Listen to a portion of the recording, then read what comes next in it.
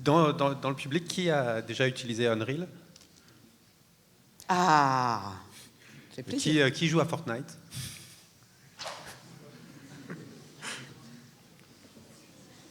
Donc, qui joue vraiment à Fortnite? Parce que j'en vois deux, voilà. Alors, on voulait juste un peu vous présenter des équipes très nombreuses d'Epic Games France. Donc voilà, on est 3. Donc Johan, moi-même et Michael, qui est quelque part dans la salle. Il attend T'es là? toujours. Ah, bonjour Michael. Voilà, qui est BizDev pour la partie jeu. Donc merci d'être venu aussi, Michael, pour cette journée.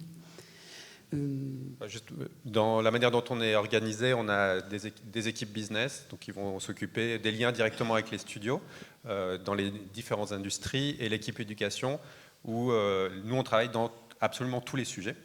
Voilà, on peut expliquer. Voilà, en gros, c'est quoi notre boulot? Ce qu'on fait nous au quotidien dans l'équipe éducation, et ça va être un sujet important comme l'a mentionné Ben juste avant.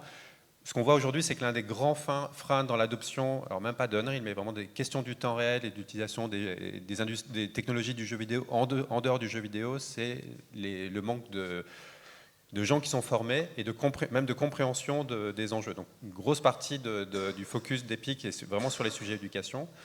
Nous, on va le répartir sur 3 piliers. On a 3 grandes activités. La première, c'est la relation avec les écoles, avec un réseau de partenaires académiques au niveau international et en France. Le deuxième pilier, c'est la relation avec les studios pour les aider à monter en compétences, à former, à recruter, qui est un des gros enjeux aujourd'hui. Surtout voilà, des studios, par exemple, d'animation qui d'un seul coup commencent à utiliser un moteur de jeux vidéo, ils ne savent pas où recruter, à part aller dans des écoles de jeux vidéo où les gens ont été formés à faire du jeu vidéo, pas à faire de l'animation en temps réel. Et le dernier point, très important, c'est la relation aussi avec les institutions publiques au niveau français, mais aussi au niveau européen, où les enjeux de souveraineté, de données, d'IA sont très importants, et dans lequel, même si Epic est une société américaine, on est très impliqué sur ces sujets-là, donc on est aussi très sollicité, d'autant que la compréhension des enjeux du temps réel ou d'utilisation de technologies du jeu vidéo dépasse la question du jeu vidéo. Et un des sujets, c'est comment est-ce qu'on va aller un peu plus loin et quels sont les cas d'usage, les bonnes pratiques, etc.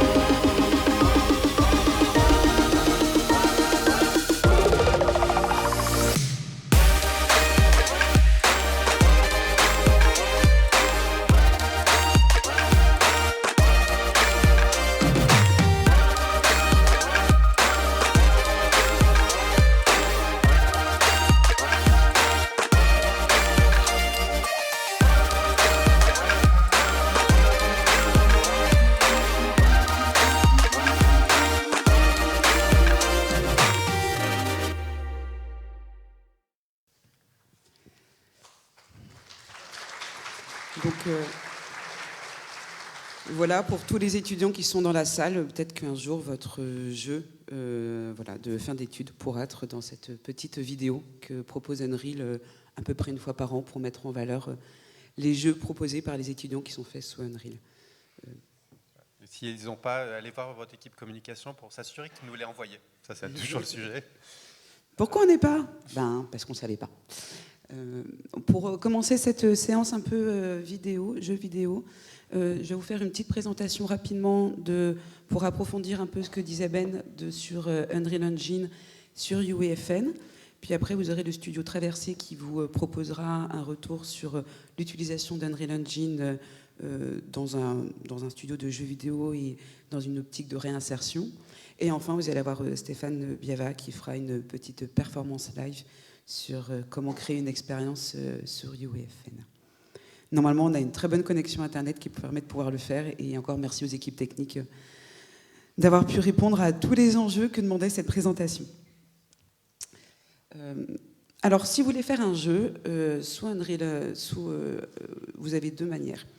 Vous avez Unreal Engine, évidemment, qui est l'outil de temps réel qui va vous permettre de pouvoir faire un jeu qui existe depuis à peu près 25 ans et qui vraiment qui crée tout un écosystème autour d'Unreal qui est complet et sur lequel, du début à la fin, vous pouvez faire votre jeu en temps réel en 3D.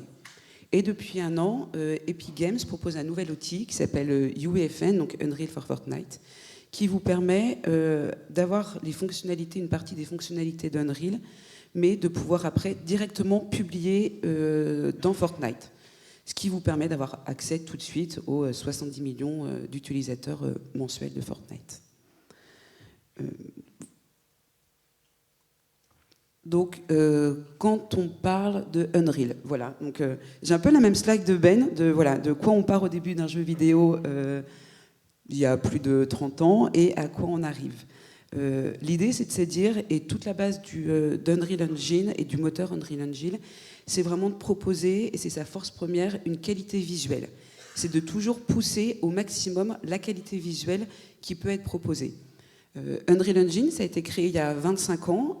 Epic Games, c'est un studio de jeux vidéo à la base. Ce n'est pas un éditeur de logiciels. Donc l'idée, c'est qu'ils ont créé leurs propres outils, et après, pour les mettre gratuitement à la communauté, pour permettre à la communauté après de pouvoir s'en emparer et de pouvoir développer ces outils. L'idée vraiment, et c'est la philosophie qui sous-tend tous les développements autour de Unreal Engine, c'est de dire, voilà, Epic propose des outils qui sont faits par les créateurs et pour les créateurs. Et vraiment, c'est toute la philosophie d'Unreal, de pousser la qualité visuelle, et à partir de ça, d'avoir un code source qui est aussi qui est ouvert, ce qui permet à chacun de pouvoir s'approprier l'outil, de pouvoir changer, de faciliter aussi l'accès avec les blueprints, qui est en fait un langage de programmation visuelle qui permet en fait à des gens qui ne sont pas programmeurs de pouvoir quand même proposer des choses visuellement. Et c'est aussi après avec tout l'optique de toujours être compatible avec les dernières consoles dernière génération. Si on doit résumer un peu Unreal Engine, c'est ça, c'est de la qualité visuelle, d'être toujours au top, au niveau, et d'être toujours compatible avec les dernières consoles qui existent sur le marché, de proposer des outils qui sont simples et efficaces, et autant pour des développeurs, mais aussi pour des gens qui connaissent pas qui ne savent pas développer, mais qui ont envie de pouvoir créer un jeu. 25 ans que ça existe, voilà, on est maintenant à la 5e version de Unreal, voilà, la 5.3 précisément, avec la 5.4 normalement qui va sortir au moment de la GDC là, en mars ou en avril, début du printemps. Donc 25 ans que ça existe, plein de changements qui ont été faits au fur et à mesure, et surtout donc depuis 2 ans et la version 5, elle repose sur des piliers qui sont vraiment là pour faciliter l'adoption de Unreal Engine pour des gens qui ne sont pas forcément des gens qui maîtrisent bien les jeux vidéo. Et l'outil, le principe est vraiment de pouvoir ouvrir et de faciliter la création autour d'Unreal Engine. Vous avez ces fonctionnalités-là, vous avez vraiment Nanite et Lumen qui sont celles au bout de 2 ans dont tout le monde nous parle en disant « Ah mais c'est absolument génial !» Donc un peu pour faire rapide, Nanite, c'est un algorithme de compression qui va vous permettre de pouvoir afficher des milliards de polygones, mais sans que ça rame et que ça soit complètement transparent pour l'utilisateur. Donc ça vous permet de pouvoir créer des mondes qui sont complètement ouverts, qui sont très fournis, avec plein d'assets, mais qui ne rament pas. Et c'est quand même ça une super avancée pour la création et pour avoir des mondes ouverts.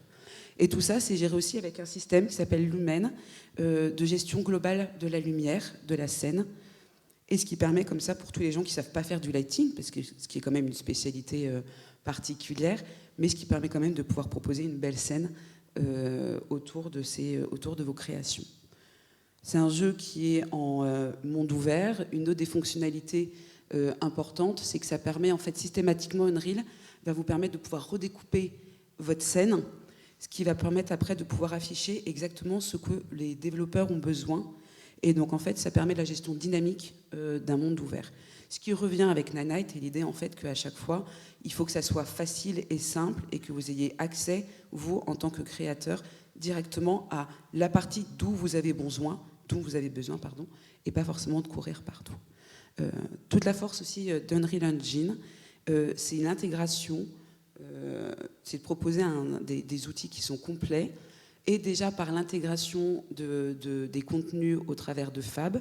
Voilà, vous avez accès à des bases de données d'assets par Quixel et par tout le contenu proposé sur le store par Epic ou par les créateurs.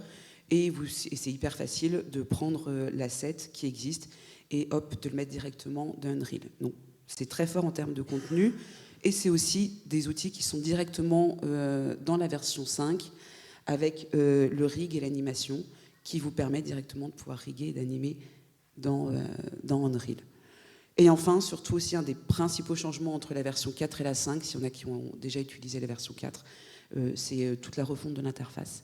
Cette refonte de l'interface qui a permis quand même de beaucoup plus faciliter, parce que c'était pas facile de s'y retrouver, et voilà, on sent qu'il y a eu un peu de user experience qui est passé par là, et qui permet après de pouvoir vraiment faciliter, parce qu'on arrive assez facilement à s'y retrouver maintenant dans l'outil. C'est quoi rapidement un peu le modèle, parce que Epic a un modèle assez particulier justement parce que ce n'est pas un éditeur de logiciels. L'idée est vraiment de dire, voilà, si vous créez un jeu, Unreal vous demandera en fait un moment 5% qu'à partir du moment où vous avez fait $1 million de chiffre d'affaires sur votre jeu. Donc voilà, l'idée c'est de dire l'outil est gratuit, vous développez votre jeu. Si vous faites plus d'1 million d'euros de chiffre d'affaires, dans ce cas-là, on va vous demander à un moment des royalties, des royautés de 5%. Alors, le système, il marche qu'à partir du moment où vous dites que vous faites votre jeu sur Unreal, que vous nous prévenez et qu'on sait que vous faites votre jeu. Si on ne le sait pas, et bien en fait, vous payez dès le début des royautés de 5%. C'est un outil qui marche très bien. C'est 50% des jeux qui sont annoncés sur les prochaines consoles. Qui sont annoncés étant faits sur Unreal Engine. Voilà, et juste une petite idée des studios qui utilisent Unreal Engine. Et pour finir sur Unreal...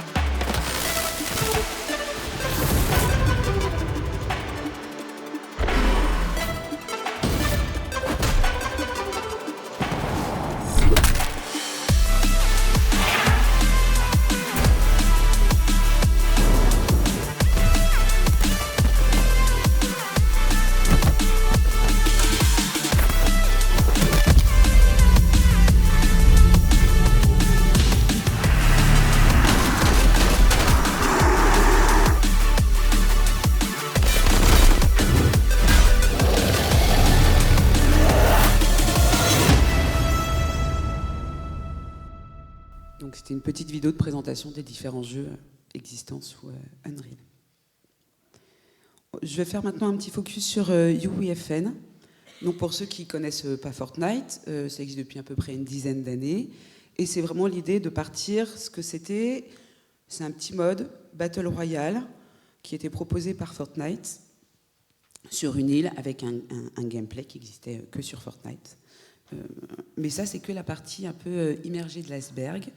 Parce qu'en fait, Fortnite, qui n'était qu'un jeu, est en train de devenir en fait quelque chose de bien plus important et qui est vraiment une plateforme qui offre une infinité d'opportunités. Dès le départ, dans la création de Fortnite, l'idée, c'est qu'en fait, au fur et à mesure, Epic Games s'est rendu compte qu'en fait, 40% du temps passé sur Fortnite était fait plutôt à créer du contenu plutôt qu'à jouer. Et donc, petit à petit, ils ont commencé à proposer des outils, et ce qui est essentiellement au début Fortnite Creative, qui permettait après donc, aux créateurs de contenu de pouvoir créer directement sur Fortnite. Et petit à petit, tout ça s'améliore, et Fortnite, qui était un jeu, propose voilà, des concerts que vous avez directement sous Fortnite, vous avez des défilés de mode, vous pouvez faire des courses de voitures, vous pouvez voir des films, des expériences de films et tout type en fait, d'expériences que les créateurs en fait, ont envie de proposer sur cette plateforme. L'écosystème de Fortnite, le principe c'est de dire voilà, vous faites votre jeu avec UEFN, vous le publiez directement, en publiant directement sous Fortnite, et c'est l'énorme intérêt en fait de UEFN, et de publier directement, c'est que en fait, votre jeu est directement disponible sur l'ensemble des plateformes. Et vous n'avez pas besoin, contrairement à Unreal, de faire de la portabilité pour chaque type de console sur lequel vous voulez que votre jeu soit disponible. Donc c'est l'énorme force en fait de publier directement sous Fortnite. C'est après votre jeu, il est dans l'île, vous cliquez, vous avez accès à énormément de joueurs, 70 millions à peu près mensuels sur Fortnite, et sur lesquels vous pouvez jouer sur toutes les plateformes. Et après, l'objectif étant après de pouvoir faire du revenu partagé aussi en fonction de ce que peut rapporter ce jeu sous Fortnite. Voilà, juste une idée, Fortnite, c'est valable sur tous ces types de plateformes. Donc c'est une force de frappe qui est énorme et qui permet vraiment d'aider à la création et au développement et à la connaissance de votre expérience que vous voulez développer. Si je fais un petit rapide focus sur UEFN, vous aviez Fortnite Creative. Fortnite Creative, ça vous permettait de pouvoir publier que sur console. Vous deviez garder la direction créative de Fortnite. De l'autre côté, vous avez Unreal Engine avec plein de fonctionnalités différentes, Blueprint, Nanite, Lumen, Substrat. Et l'idée vraiment du UEFN, c'est vraiment de pouvoir lier les deux, d'avoir et en même temps des fonctionnalités très précises d'Unreal, de sortir de la direction artistique de Fortnite, donc de proposer des choses qui soient très différentes. Vous avez accès à un certain nombre de fonctionnalités, comme Niagara qui permet de faire des effets spéciaux, comme le sequencer. Et en même temps, vous avez aussi la force de Fortnite Creative et de Fortnite. Et donc cette publication qui est hyper rapide et qui vous permet de toucher beaucoup de personnes. En tant que créateur, ça veut dire quoi? Grâce à Unreal et à UEFN, vous avez accès à l'ensemble des assets. Donc en termes de 3D, vous êtes beaucoup plus libre en fait, créativement par rapport à ce qui était possible de faire avant sur Fortnite. L'énorme avantage quand vous travaillez aussi en équipe pour développer votre expérience, c'est que vous avez votre île et vous pouvez itérer beaucoup plus rapidement et faire vos tests. C'est-à-dire que vous êtes tout le monde, toute l'équipe travaille sur cette île et c'est beaucoup plus facile et vous gagnez un temps fou et une facilité de collaboration parce que sur cette île, vous pouvez itérer, vous tester, ça fonctionne pas, vous refaites, vous rechangez et en termes de qualité de travail et de facilité de travail, c'est une vraie force. Et puis ce qu'on disait, voilà, c'est que ça vous permet après d'avoir une audience d'avoir accès à l'audience de Fortnite et en même temps de pouvoir partager, de gagner un peu d'argent sur ça. Alors Ben, on a déjà parlé, voilà, mais l'idée un peu à un moment de pouvoir dire c'est quoi les revenus partagés existants sur Fortnite, sur ça. Et qu'est-ce que ça veut dire surtout pour l'industrie UEFN? Ben, ça veut dire ça, voilà, Star Wars. Et donc vous avez tous entendu parler du deal qui a été fait entre Epic et Disney il y a une dizaine de jours. Et donc l'idée, c'est vraiment voilà, de pouvoir profiter, d'avoir des assets qui sont sur Fortnite et que chaque personne, après, chaque créateur peut s'approprier pour créer ses propres expériences de jeux, de films et à peu près de tout ce que vous voulez créer. Et c'est une liberté, une force de frappe qui est énorme et qui permet vraiment aussi de pouvoir toucher à tout type de médias et donc vraiment de sortir du jeu et de pouvoir proposer tout type d'expérience que seule la seule limite étant votre imagination. Voilà, Fortnite, c'est 270 millions de personnes qui l'utilisent, 70 millions de personnes mensuelles, d'active users mensuels, et à peu près 1,2 milliard de revenus partagés. Ces outils, c'est l'ensemble de l'écosystème. Voilà, on vient de parler du UEFN, de Unreal. Tout ça, ça fonctionne parce que Epic, c'est un écosystème, parce que vous avez accès à toute la création de contenu, parce qu'après, vous pouvez mettre directement dans Fortnite ou vous pouvez mettre votre jeu aussi sur le store, que vous avez accès à toutes les communautés d'Artation et de développement community. Et c'est en fait tout ça qui fait aussi toute la force des outils qui sont proposés par Epic Games.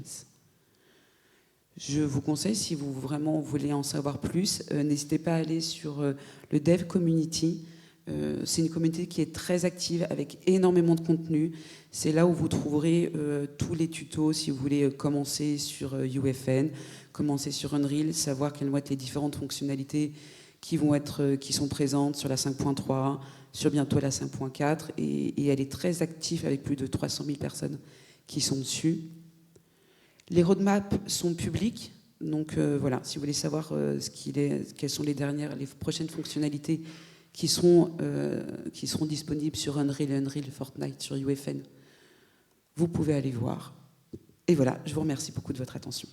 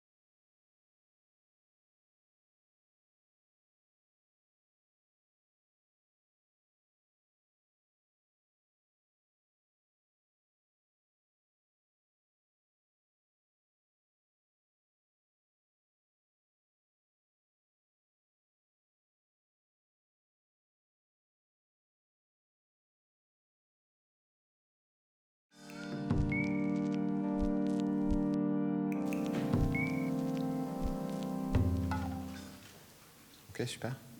Bonjour, je suis Mourjan. Je vais vous parler aujourd'hui du projet Studio Traversée. En 2 mots, c'est un projet où on prend des jeunes déscolarisés, on travaille avec des associations et on va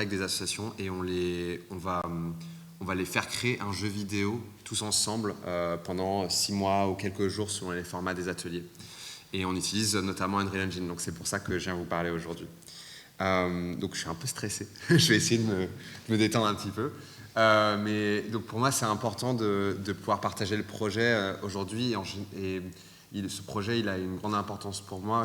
Quand on l'a co-créé il y a 7 ans, parce qu'à la base moi je suis un décrocheur scolaire, j'avais des gros problèmes de concentration, j'ai failli échouer mon collège déjà, la barre était basse. Ensuite j'ai pas pu finir mon lycée et j'ai réussi à rentrer dans une école de jeux vidéo et pas finir non plus.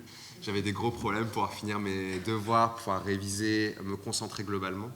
Donc voilà. Et ensuite, quand j'ai commencé à faire du jeu vidéo, j'ai toujours voulu en fait créer des jeux vidéo. Ça m'a redonné en fait l'envie d'apprendre. Ça m'a permis de me concentrer sur des longues périodes. J'ai réalisé que quand quelque chose m'intéressait ou qu'il y avait une étincelle de quelque chose dans le jeu vidéo, c'était mon intérêt à moi. J'arrivais à me concentrer plus longtemps.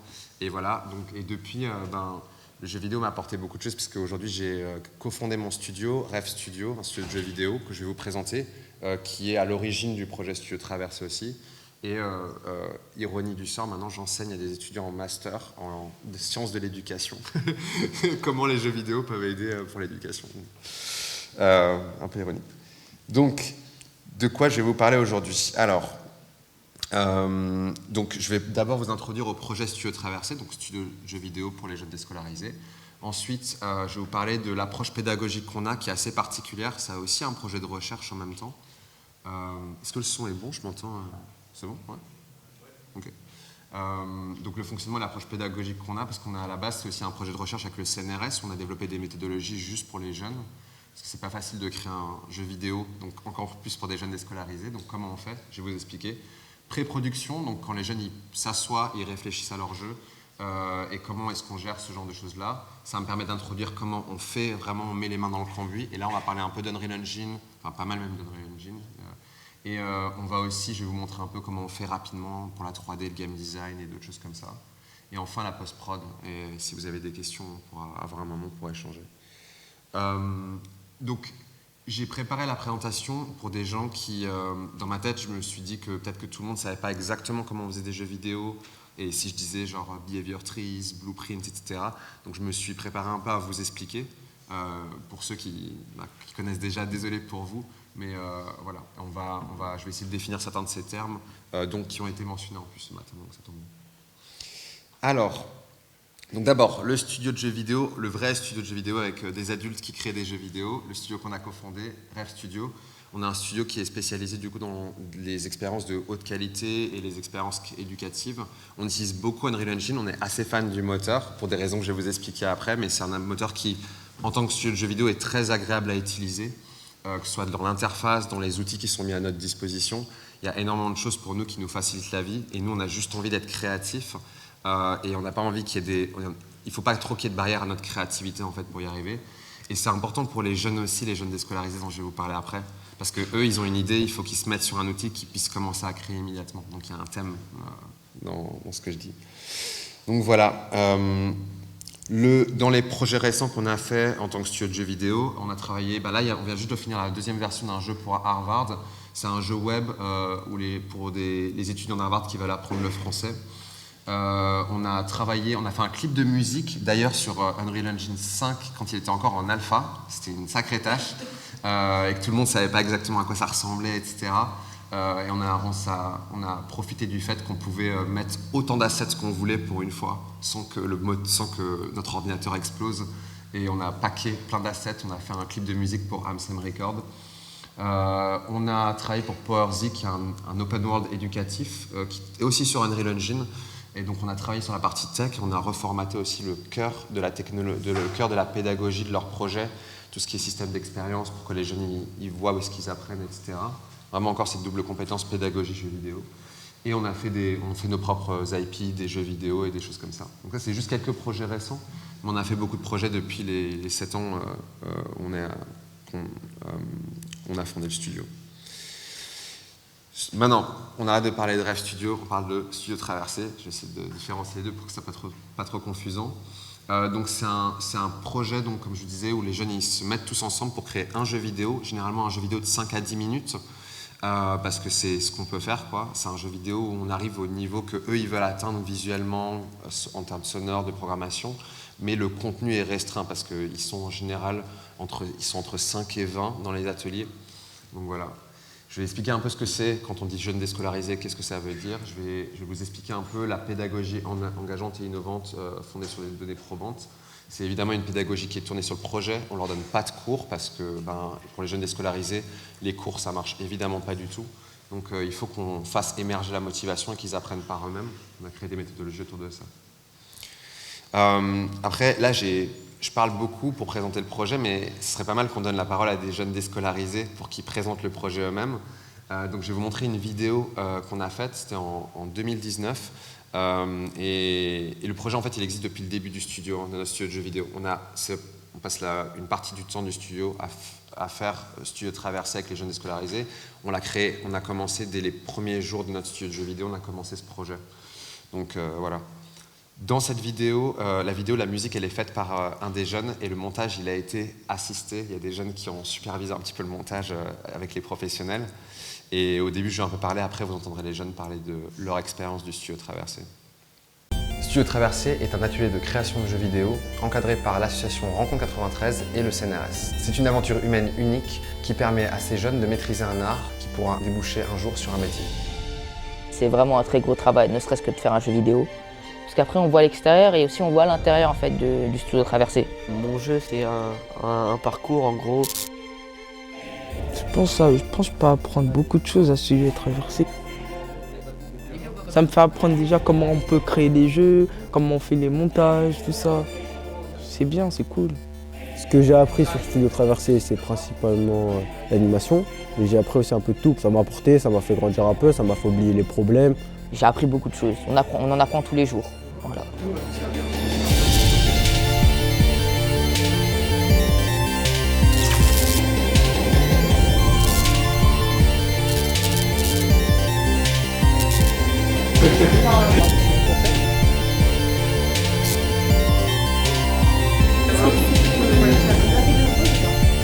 Vous êtes des jeux en gros qu'on a sélectionnés pendant cet été avec Sylvain.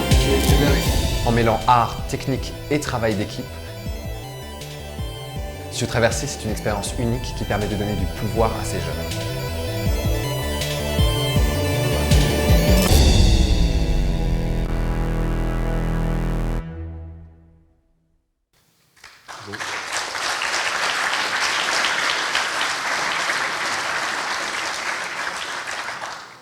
Merci. Du coup, dans la vidéo que vous avez vue, vous avez vu peut-être, il y avait un peu de Unreal Engine que les jeunes ils sont en train de manipuler. Ce que vous n'avez peut-être pas vu aussi, que je peux décrire un petit peu, il y avait quelques chercheurs, notamment une dame qui est directrice de recherche au CNRS, qui a suivi le projet pendant 4 ans, et 2 stagiaires de recherche aussi qui étaient toujours avec nous, en plus de Sylvain, Anouk, moi et Gabriel, et d'autres personnes de notre studio de jeux vidéo, quoi, donc qui encadrent les jeunes. Généralement, dans le projet, en tout cas jusqu'à récemment, on était quasiment aussi nombreux à encadrer le projet que le nombre de jeunes qu'il y avait dans le projet. Maintenant, on a réussi un petit peu à optimiser le processus et tout, mais avec la partie recherche, on était quasi autant nombreux. C'est un peu particulier comme situation. Ces jeunes que vous avez vus, du coup, donc le décrochage scolaire en France, c'est un problème qui est... Alors, pour être honnête avec vous, il se réduit chaque année. Donc la France et le ministère de l'Éducation a réussi à faire des efforts pour qu'on passe en dessous de la limite européenne. Et maintenant, ça diminue légèrement. Je crois qu'en 2019, on était à 110 000 nouveaux décrocheurs par an. Là, on est passé à 95 000. Donc c'est un problème où il y a des choses qui sont faites. On ne va pas dire qu'il n'y a rien qui est fait. Mais c'est un énorme problème. Et nous, les jeunes avec lesquels on travaille, en tout cas, on a travaillé dès le début du projet. Maintenant, on travaille avec d'autres institutions, mais c'est des jeunes de Rencontre 93. Et Rencontre 93, c'est une association un peu particulière où les jeunes qui sont dedans, ils sont sous la protection de l'enfance, donc l'institution de la protection de l'enfance. Et donc, ils sortent du système judiciaire, donc c'est des décrocheurs du collège. Ils sortent du système judiciaire, ou bien ils ont des handicaps lourds, ou bien ça peut être aussi des demandeurs d'asile ou des réfugiés. Donc c'est des jeunes qui sont en grande difficulté dans la Seine-Saint-Denis. Et donc eux, ils sont, c'est pas un décrocheur, on va dire, avec des raisons multifactorielles, qui a eu du mal il y a des jeunes, par exemple, leurs parents divorcent et ça va créer un décrochage scolaire, par exemple, ça va entraîner un décrochage scolaire et tout. Eux, c'est vraiment multifactoriel et c'est souvent des situations qui sont un peu plus lourdes, ils sont en grande difficulté. Et du coup, c'était le challenge qu'on voulait relever aussi, parce que c'est chez eux qu'on va avoir le plus d'impact en fait pour la suite de leur vie. Donc voilà.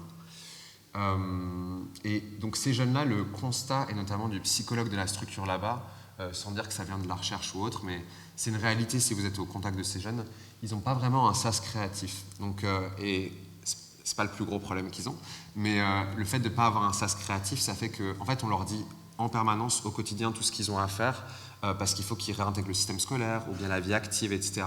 Donc ils ont peu de liberté sur ce qu'ils peuvent faire en général. Leur vie, elle est tracée par les éducateurs, les institutions et les parents, et c'est aussi une bonne chose. Mais le fait, du coup, la confiance en eux, en fait, ils ne sont pas vraiment maîtres de leur propre chemin, en fait, de ce qu'ils font et comment ils vont réintégrer ce système, quoi. S'ils disent j'ai envie d'être, je sais pas, de créer des jeux vidéo, en général, les éducateurs, ils vont lui dire on va aller voir plutôt, est-ce que, enfin, t'es intéressé par des choses peut-être manuelles et tout, peut-être la carrosserie ou des choses comme ça, on va les rediriger vers des métiers qui sont peut-être plus, où il y a plus d'entrées possibles ou bien qui sont plus à leur portée, on va dire, de ce que le système va penser en tout cas. Donc nous, on vient s'inscrire là-dedans en leur donnant une respiration créative, mais comme je vais vous l'expliquer, le jeu vidéo, en fait, c'est qu'un prétexte au projet Studio Traversée. Ça fait bizarre parce qu'on parle de jeux vidéo. Moi, je suis un créateur et je suis passionné de jeux vidéo. Mais en vrai de vrai, c'est qu'un prétexte. C'est le bon prétexte pour ce projet-là, précisément. Vous avez déjà dû entendre parler aussi d'autres projets qui utilisent peut-être des chevaux, du tournage de cinéma, etc. Il y a toujours des bons prétextes pour sortir des jeunes de leur situation difficile et les laisser s'exprimer créativement ou manuellement ou autre. Nous, l'approche, c'est que dans le jeu vidéo, il y a tellement de choses à faire. Donc, il y a du son, de la musique, de la programmation, il y a de la communication, les jeunes qui font du marketing, des trailers, etc. Que quand on détecte un intérêt dans quelque chose, et ces jeunes-là, ils ont l'air désintéressés au premier abord, évidemment qu'ils ont des intérêts, mais c'est dur de les avoir. Dès qu'on détecte un intérêt pour quelque chose, ah, t'aimes bien le rap, est-ce que t'as envie de tester de faire du rap ? Ok, et du coup, ils vont parler avec les autres jeunes qui s'occupent de la direction artistique. Est-ce que le rap, ça pourrait être la musique pour le jeu, etc. On commence à créer un intérêt, à les amener là-dedans dans la boucle. Mais dans le jeu vidéo, il y a tellement de choses à faire qu'il y a toujours un intérêt qu'on arrive à trouver. Objectif pédagogique dans l'ordre de priorité, pour nous, en tout cas dans la façon dont on pense le studio. En tout premier, c'est la restauration de la confiance en soi des jeunes. Donc on n'est pas dans l'idée de se faire sortir des collégiens dans l'industrie du jeu vidéo, de leur apprendre des skills professionnels. C'est pas du tout le but. C'est vraiment restaurer la confiance en soi et c'est important de comprendre ça pour comprendre la philosophie du projet. En deuxième, c'est de développer des compétences, mais plutôt des soft skills. Pour ceux qui ne savent pas, les soft skills, on parle de, vous savez, les talents de communication, la fait de pouvoir se concentrer, le fait de pouvoir se présenter, de parler aux gens, etc. C'est ça les soft skills, c'est les compétences, on va dire, humaines. Enfin, je ne sais pas comment on dit ça. Il y a un mot en français pour le dire. Du coup, et ça c'est une des autres parties qui marche très très bien dans le studio. On les met dans des relations de pouvoir avec les autres jeunes. Il y a quelqu'un qui est manager, etc. Il faut recevoir des ordres, il faut présenter son jeu, il faut recevoir des feedbacks de professionnels de l'industrie et bien le prendre, etc. Ensuite, création d'un jeu, mais là pour nous l'objectif c'est de pouvoir révéler leurs intérêts et de voir quelque chose qui les anime et de tirer là-dessus pour qu'ils se sentent fiers, quoi. D'un coup ils ont envie de faire quelque chose, donc ils mettent la motivation, ils mettent l'énergie et bam, on arrive à capturer ça. Et après, l'approche pédagogique, nous, on est centré sur l'autonomie. Donc, les laisser, on ne va pas leur dire quoi faire. Au maximum, dès qu'on peut, on va les laisser prendre l'initiative. On va peut-être un peu les guider vers ça. On va laisser la systémique du studio faire émerger les besoins de ce qu'eux, ils ont à faire et qui se soumettent plus à l'énergie de groupe, on va dire, de dire, OK, on va faire ça, il nous reste tant de temps, qui est-ce qui va faire la cinématique, machin, OK. Et là, la motivation va se lever, on va faire le jeu, etc. Donc, travailler avec des jeunes déscolarisés, c'est une tâche qui est difficile, c'est compliqué. Créer un jeu vidéo, c'est une tâche aussi qui est compliquée. C'est pas le médium le plus facile, comme ça a été dit ce matin. C'est un médium qui est, je vais pas dire le plus complexe, parce que j'en sais rien, mais c'est un des plus complexes parce qu'on travaille sur il y a une partie technologique, il y a une partie artistique. On ne sait pas exactement ce que l'utilisateur il va faire, etc. Okay. Donc, on a créé un écosystème robuste pour arriver à faire ça. Cet écosystème, dedans, il y a les jeunes dont je vous ai parlé, Il y a le mécénat, donc c'est l'entreprise ou la région ou le département qui va financer le projet et avec qui on va faire des échanges. Les jeunes vont venir faire des ateliers chez eux, peut-être leur apprendre à créer des jeux vidéo, etc. Et il y a les experts ludopédagogiques. Du coup, nous, le studio, Rêve Studio, on a tous une double compétence sur la pédagogie et la création de jeux vidéo, quoi. Moi, je suis plutôt développeur, on a des game designers, on a des graphistes, etc. Et autour de ça, il y a des gens qui gravitent, comme par exemple Ubisoft, dont le projet est partenaire avec eux, où ils vont nous envoyer des professionnels pour que les jeunes ils se sentent renforcés, que ce soit genre quelqu'un qui a travaillé sur l'IP, un jeu qu'ils connaissent, quoi, avec lequel ils jouent avec leurs potes, etc. Ça fait toujours plaisir pour eux, c'est important. Donc le concept du studio, les jeunes ils sont en autonomie dans le studio. Ça veut dire que quand ils veulent faire quelque chose, ils ont le contrôle. S'ils ont un budget, par exemple, c'est eux qui ont le contrôle sur le budget matériel. S'ils veulent acheter une PlayStation, ils peuvent, mais c'est pas comme ça qu'ils vont finir leur jeu. Ils peuvent acheter des appareils photo pour faire de la photogrammétrie, etc. Il faut qu'ils réfléchissent aux besoins de leur jeu. Et ils ont aussi le choix du temps et de la gestion des ressources. Donc de nous, des employés d'Ubisoft, c'est eux qui font des tickets pour nous demander s'ils ont besoin d'aide sur quelque chose. Ils ne peuvent pas faire une fonctionnalité d'un jeu. Ils vont nous faire un ticket, faire la spec de la feature qu'ils veulent. Donc les forcer à rentrer dans ce processus pour nous demander de faire quelque chose, quoi. Et après, on a une pédagogie non punitive, donc plutôt, comme on dit, comportementale positive. Ça veut plutôt dire qu'on ne va jamais renforcer négativement quelque chose, on va essayer de le renforcer positivement. Et enfin, le contrôle et la confiance, du coup, en les mettant en responsabilité, et comme ils n'ont pas le contrôle dans leur vie, et ça c'est les chercheurs qui ont suggéré ça, et ça marche très bien dans le studio, comme ils n'ont pas beaucoup de contrôle sur leur vie, leur futur, leur donner le contrôle au sein du studio, ça crée une motivation et ils se sentent respectés, donc ils sont beaucoup plus... on voit des choses différentes que dans les autres ateliers qu'ils ont, ou quand ils essaient de réintégrer le système scolaire, ils ont des comportements différents. J'ai un peu parlé de la défi de la création d'un jeu vidéo, c'est très complexe. Ces jeunes-là, ils sont éloignés de l'informatique pour beaucoup d'entre eux. Donc on arrive sur des gens qui ont peut-être des fois jamais touché un ordinateur, ça arrive, enfin c'est un quart des jeunes en général, qui sont des situations, des milieux socio-économiques challengeants. Et du coup, nous, on va les faire utiliser des outils standards de l'industrie pour qu'ils se sentent professionnels. Donc typiquement, parfois Blender quand ils en ont besoin, on va utiliser des logiciels de son qui sont professionnels, etc. Et on va utiliser Unreal Engine parce que c'est, je vais vous expliquer pourquoi juste après, mais aussi parce que c'est le moteur qui fait Fortnite et que c'est un nom qui leur parle, ils comprennent, ils se disent, et c'est une très bonne approche c'est une très bonne carotte, parce que et ils ont l'impression que c'est le logiciel qui fait Fortnite, ils vont peut-être pouvoir faire Fortnite dedans et tout. Et aujourd'hui, apparemment, avec UEFN, c'est possible, donc il y a des nouveautés. Donc les qualités qu'on voit dans Unreal Engine pour Studio Traversée, mais c'est aussi pour notre studio en général, c'est l'UX UI qui est intuitive et playful. Si vous avez déjà, pour ceux qui ont déjà utilisé Unreal Engine et qui ont déjà utilisé d'autres moteurs de jeu, vous voyez une certaine différence dans la maturité des outils et des détails dans l'interface, le confort de certaines features, etc. Et la raison derrière ça, on pense dans le studio, et je pense que c'est quelque chose d'assez logique, c'est que comme c'est des gens qui font l'outil et qui font des jeux vidéo, comme ça a été dit avant, pour rebondir un peu là-dessus, c'est des gens du coup, dans le même studio où il y a Fortnite, il y a aussi des gens qui font Unreal Engine. Donc les allers-retours vont très très vite quand il y a besoin de pouvoir pousser une nouvelle feature, quand il y a quelque chose qui n'y a pas dans le moteur, quand il y a quelque chose qui fait perdre du temps pour Fortnite, il y a un très fort intérêt à le développer dans Unreal Engine. Donc ça c'est important et ça fait que tous les outils sont bien pensés, simples, et c'est une des raisons de ça en tout cas. Après, il y a l'accès aux sources du moteur. On a recompilé plusieurs fois le moteur Unreal Engine pour changer ses features, typiquement des fois pour cacher un peu la complexité du moteur ou des panneaux pour certains jeunes et qu'ils les voient apparaître au fur et à mesure quand ils se sentent confortables pour des features dont ils n'ont pas besoin, etc. Et le C++, et j'en parlerai un petit peu après, pour éloigner la complexité des jeunes. Donc nous, on développe une partie des modules dont ils ont besoin en C++ pour pas qu'ils voient la complexité, ils peuvent juste utiliser le module, quoi. Donc, comment on fait concrètement ? Donc la pré-production, c'est le moment où les jeunes ils vont... Donc là je vous mets dans le studio, je vais vous parler de chacun des départements en fait, game design, etc. Donc comment est-ce que le studio Traversée, vraiment l'atelier se passe, quoi. Au tout début avec les jeunes, on les met en pré-production, ils vont décider tous ensemble d'un jeu qu'ils doivent faire, pas facile, parce qu'il y en a qui veulent faire un jeu de course, l'autre un shooter, etc. Mais justement ça fait partie pédagogiquement de l'intérêt de discuter, faire des concessions, etc. De trouver une idée commune pour faire un jeu tous ensemble. Ensuite, ils vont se répartir en départements. Je ne rentre pas dans les détails, mais avant ça, on a essayé de détecter un petit peu leurs compétences et leurs intérêts pour voir où est-ce qu'ils allaient matcher, mais c'est fluide, ils peuvent changer après. Et une fois qu'ils sont dans les départements, ils vont fixer le scope, itemiser. Il y a un chef de projet qui est désigné au milieu des jeunes.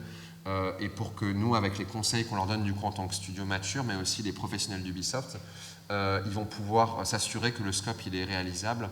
Et on va leur demander concrètement, ok, tu veux faire ça, mais comment? Ils vont devoir parler entre eux et voir est-ce qu'ils peuvent faire ça ou pas, etc. Donc itemiser et pouvoir planifier. Ensuite, on lance la production. Donc tous les départements vont commencer à travailler en même temps. Et donc ça veut dire qu'on va voir, il y a le game design, le sound design, la partie graphisme, tout ça, la cinématique.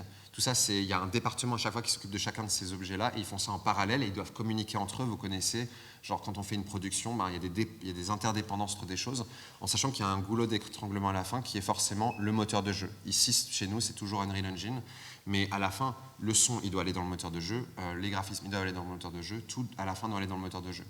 Petite pression pour le département de programmation en général, à la fin du projet. Pendant que les autres, ils n'ont plus rien à faire en plus. Donc, c'est toujours... La partie game design, pour pas trop s'attarder dessus, globalement, on a une approche qui est plutôt papier pour les jeunes avec des outils de prototypage, game design classique, et ensuite ils vont délivrer ça aux programmeurs, au département de programmation, les jeunes, qui vont intégrer ça. Et eux, après, ils vont venir en fin pour ajuster les variables, etc., la distance de saut, de toutes les mécaniques de jeu, des interactions, etc. Et à la fin, c'est aussi eux qui vont s'occuper des playtests. Donc, ils vont faire tester aux professionnels, prendre les retours et les rationaliser pour le reste de l'équipe. Sound design, il faut créer tout l'univers sonore du jeu. Donc là, on parle de son, on parle des doublages aussi. Donc là, on voit les jeunes, par exemple, qui enregistrent les voix en bas. On a une approche qui est assez globalement, je ne sais pas comment dire ça, mais c'est à la Montessori un petit peu pour ceux qui connaissent en termes de pédagogie, dans le sens où on essaie de les rapprocher le plus possible de choses physiques, soit en graphisme ou en musique. Il faut qu'ils aient un instrument dans les mains, quelque chose de physique, etc., même si c'est connecté à l'ordinateur. Et on va leur apprendre, et c'est toujours un bon moment pour faire le sound design, de pouvoir apprendre à jouer un instrument, être avec des professionnels qui savent ce qu'ils font et d'apprendre à peut-être découvrir un talent, sa voix, la poser, que ce soit le personnage dans le jeu, que ce soit ta voix à toi. Donc voilà pour le son. Ensuite, les graphismes 3D, et là, je pourrais faire une conférence d'1 heure là-dessus, parce qu'on a développé, et je ne vais pas le faire, mais pas ici. Mais en gros, on a développé toute une suite d'outils, parce que le graphisme, les jeunes sont très visuels, ils approchent le jeu visuellement, l'esthétique en premier, comme n'importe qui, et du coup, ils ont des idées très précises de ce qu'ils veulent faire. Mais évidemment, ils ne savent pas comment ils vont le faire. Donc il a fallu qu'on s'adapte à leurs besoins, pour créer leur univers 3D. Donc là, on a plein de méthodologies, du dessin en réalité virtuelle pour certains jeunes pour un besoin précis, à le kit bashing, donc pour ceux qui savent, avoir plein de morceaux de modèles 3D qui existent déjà, qui vont pouvoir assembler pour customiser leurs armes. Nous, on a créé plein de bibliothèques et on a importé aussi plein de bibliothèques pour le kit bashing. On utilise des logiciels très simples comme Asset Forge, pour ceux qui connaissent tout, qui sont des interfaces très limpides et simples. Et par exemple, pour la capture que vous voyez en haut, là c'est purement de la photogrammétrie. Il y a un jeune qui nous dit il voulait absolument un boss dans le jeu, et donc on l'a laissé évaluer si c'était possible ou pas. Il a fait je pourrais le scanner et tout. Donc on l'a fait dessiner le monstre. Ensuite on l'a fait le modéliser avec une artiste en terre glaise. Ensuite, une fois que c'était modélisé, il a pris des dizaines de photos. C'est le principe de la photogrammétrie. Il l'a scanné dans Reality Capture. Et ensuite, il l'a cleané dans Blender, fonction très simple de cleaning, etc. Et ensuite, il a pu le riguer avec Mixamo et le mettre dans Unreal Engine. Donc, vous voyez, on s'est adapté au pipeline dont ils avaient besoin par nos compétences et par ce qu'on connaît. Voilà. Et maintenant, la partie Unreal Engine et la partie environnement et cinématique. Donc, pourquoi est-ce qu'on utilise Unreal Engine? Ce qui pourrait paraître contre-intuitif.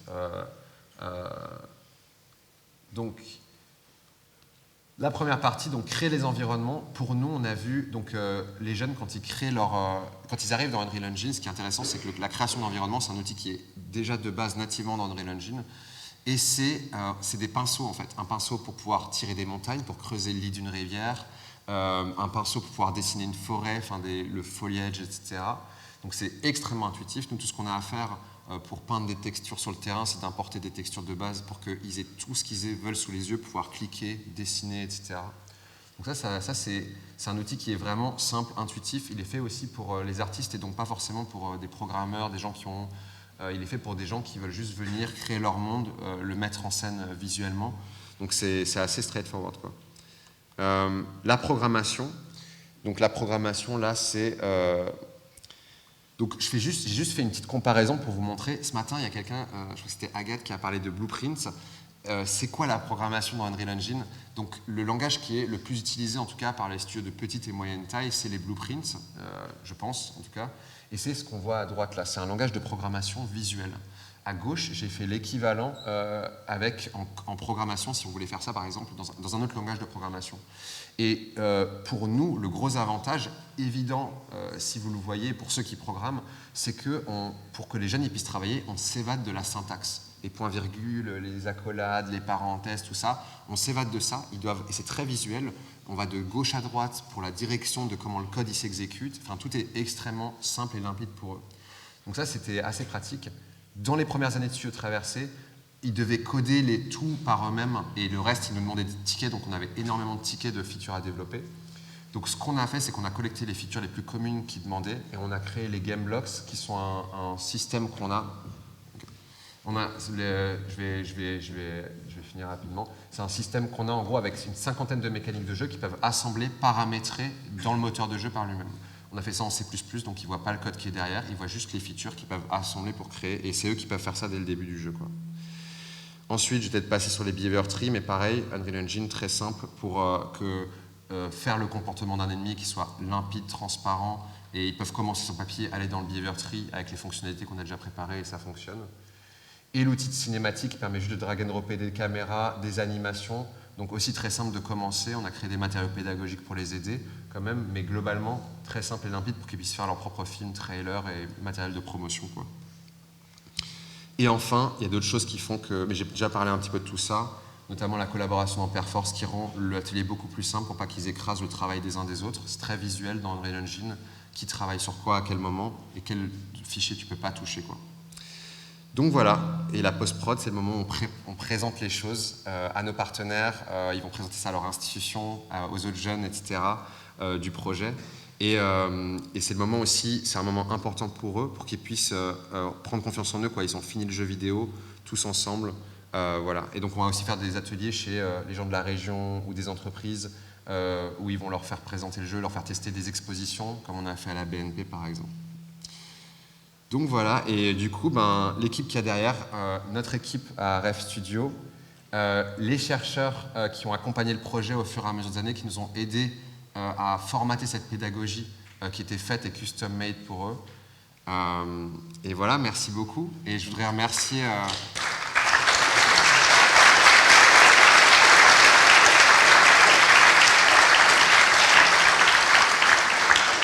Je voulais remercier notamment Joanne qui m'a invité, mais les gens d'Epic Games en général, la ville de Rennes et le Clair Obscur pour l'organisation du festival, l'opportunité qu'on a eue de pouvoir parler aujourd'hui. Et c'est un projet qui est très important pour nous. Il a beaucoup d'impact sur les jeunes, des impacts positifs à la sortie des ateliers. Donc voilà. Je ne sais pas si on a encore un peu de temps pour des questions. Ok. S'il y en a. Voilà, est-ce que vous avez une question à poser sur la présentation qui vient de vous être faite? Alors comme vous êtes un peu dans le noir, n'hésitez pas à faire des grands mouvements de bras pour qu'on puisse vous voir. Nous avons une question ici à gauche. On va vous apporter un micro pour que tout le monde puisse vous entendre et comme c'est filmé pour aussi qu'on puisse le capter. Moi j'aurais une question, mais elle est plus axée sur les jeunes plus que sur le studio en lui-même. Donc, ce qui est une très bonne chose que vous faites, c'est pas le souci. Du coup j'ai un gros coup de stress maintenant avec le micro, ça va faire mal. Moi aussi. Est-ce que vous avez peut-être des retours des jeunes, genre après qu'ils aient quitté le studio, si jamais vous savez ce qu'ils ont fait après, s'ils ont réussi à peut-être se réinsérer scolairement, ou s'ils ont pu intégrer des apprentissages ou d'autres choses, ou à évoluer en fait en dehors du studio après ça? Alors, dans le studio Traversée lui-même, donc les jeunes, il faut savoir qu'ils sont... il y a deux types de tranches d'âge. Il y a les 12-16 ans, on va dire, les décrocheurs au collège, et ensuite on a aussi travaillé avec l'école de la seconde chance, par exemple, ou On a des jeunes jusqu'à 25 ans. Et eux, ils sont beaucoup plus proches de pouvoir rejoindre. Ils sont beaucoup plus proches de pouvoir rejoindre une formation ou autre. Pour les décrocheurs scolaires collégiens, on a vu des impacts. Donc on a vu typiquement des jeunes qui étaient que dans notre studio et pas dans notre atelier et qui étaient en réinsertion. Donc ils faisaient tous les mardis, je crois, au collège. Et d'un collège où ils avaient décroché. Et on a vu du coup que la conseillère d'orientation, elle nous disait qu'il y avait un changement drastique dans sa capacité de concentration, par exemple. Donc pour un de ces jeunes-là, typiquement. Pour la sortie, et donc mais on le voit en fait au travers de leur réinsertion ensuite. Ces jeunes-là, on essaie de ne pas les envoyer forcément vers le numérique ou autre, on essaie juste de les aider dans leurs soft skills.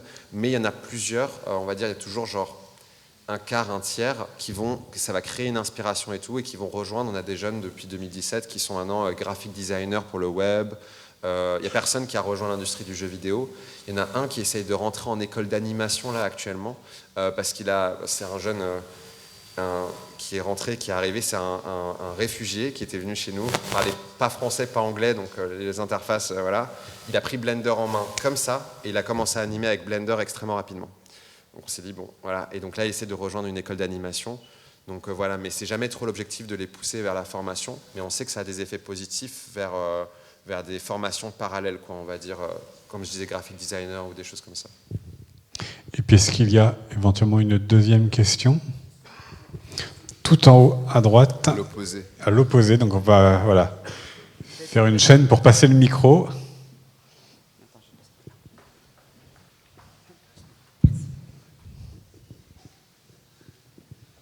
Si la personne peut relever la main pour qu'on vous voit. Voilà, le micro est derrière vous. Merci. J'ai vu aussi qu'il y avait dans la vidéo de présentation un tout petit aspect sound design, et je voulais savoir si du coup c'était aussi quelque chose que vous appreniez aux jeunes, ou est-ce que c'est quelque chose sur lequel vous êtes déjà aussi passé maître, et du coup comment est-ce que vous apprenez ça aux jeunes? Voilà, c'est juste ça. Sound design dans le sens juste les sons, ou sound design genre tout l'aspect musique et doublage, etc. Ouais, vraiment tout l'aspect son d'un jeu vidéo en fait. Est-ce que ça fait aussi partie de votre manière d'apprendre, ou est-ce que c'était à côté? Yes, et c'est la partie la plus facile. Je peux s'attarder dessus. Le sound design est extrêmement fun de base à créer. Évidemment, vous envoyez des jeunes avec des micros dans la cour de leur institution pour casser des trucs. Ça marche hyper bien, pour qu'ils puissent enregistrer les sons, etc. Ils adorent. C'est la partie la plus. C'est pas une partie où il y avait énormément d'ingénierie pédagogique à faire, à part une préformation à essayer de réfléchir. On les fait toujours se poser, se calmer, analyser le son d'un jeu, etc., le découper et essayer d'imaginer. On leur met toujours une vidéo d'un jeu sans le sound design et on leur demande, avec des bibliothèques de sons qu'on a préconçues, juste de placer dans l'éditeur les sons. Vous savez comment on fait comme les vrais sound designers, j'imagine, font aussi. Donc sur une vidéo d'un jeu vidéo, placez les sons vous-même pour essayer de voir comment tu imaginerais et qu'ils se mettent en mode pensée, quoi. Après, la création des sons en eux-mêmes, on s'attarde pas trop sur tout ce qui est... On évite toute la complexité des waves, genre des machins, etc. On les fait pas trop ajuster ça, parce que ça n'a jamais trop collé. Généralement, on les fait enregistrer les choses, on les met et ils travaillent avec un professionnel pour... c'est le professionnel qui va tweaker les sons, on va dire, pour les faire coller vraiment au jeu ou des choses comme ça. Voilà. Merci beaucoup, Brandon Barry. Merci à vous.